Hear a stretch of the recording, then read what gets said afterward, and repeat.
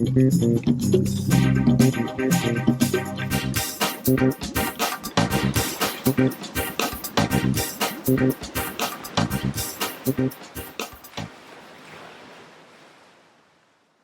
is a whole ab workout. I'm going to show you several exercises. Don't do them all in one workout. That would be dumb. I'm showing you a lot to put in your toolbox to keep it from being boring. That's a great exercise for the obliques, which is the muscles on the side. What about the main part? All you have to do is, and this works better with a regular straight bar handle, step away from a stack and just press up.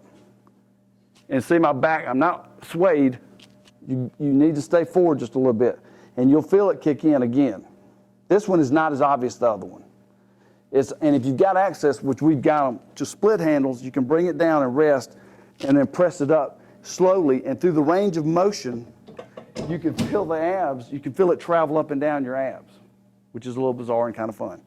All right, so all I've talked about, the core, by the way, a lot of people think of core as, when I was a kid, my mom called it your midriff. And then it was abs. Abs became big about 20 years ago.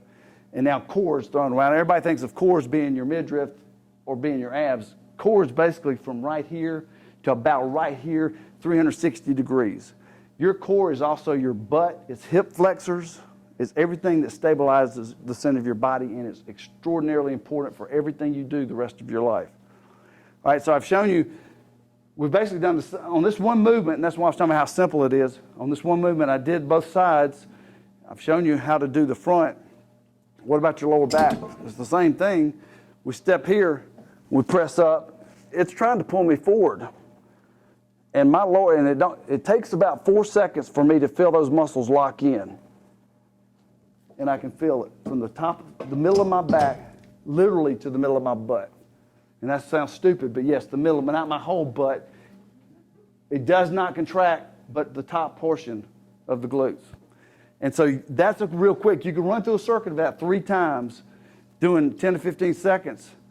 And that's really as much as you need. You don't need to overtrain your abs. Good place to insert this. Another way to efficiently do this, and we've been doing this for a long time.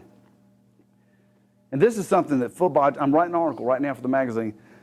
Football players have been laying on a bench for years, pushing weight off their chest, and every other athlete.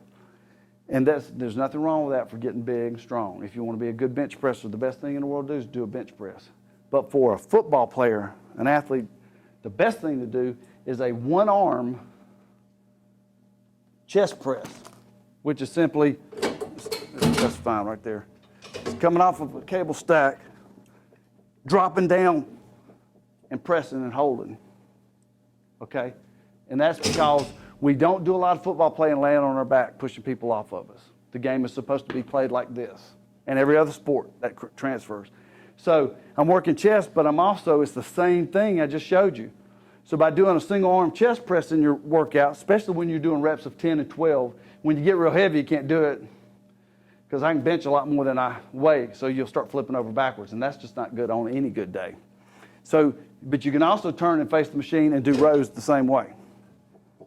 And the point is, you'll see people do these wrong, they get twisted, and they'll start yanking it. That's the total opposite of what I was trying to talk about. You lock yourself in place using your core, and you do it very deliberate to keep yourself from getting sloppy. And I'm not opposed to sloppy. I like sloppy. I like one arm rows. If you get to jerk it, hey, it's heavy enough, jerk it. I don't care. As long as your back's flat. I'm not big on, being textbook form. The biggest guys I've ever known, they cheated some. So, but on that exercise, that perfect form locks in that core.